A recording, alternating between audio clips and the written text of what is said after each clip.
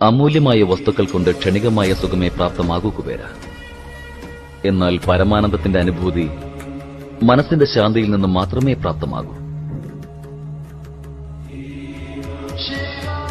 മനസ്സിന്റെ ശാന്തിയാണെങ്കിൽ സന്തോഷത്തിൽ നിന്നും പ്രാപ്തമാകുന്നു.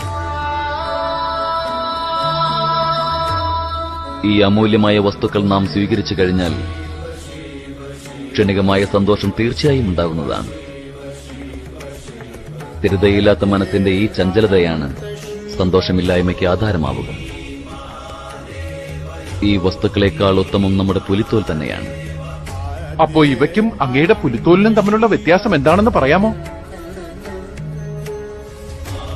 ഒരു മൃഗത്തിന് മൃത്യു സംഭവിച്ചു കഴിഞ്ഞാൽ പിന്നെ അതിന്റെ തുകലിന് യാതൊരു മഹത്വവും ഇല്ലാതാകുന്നു.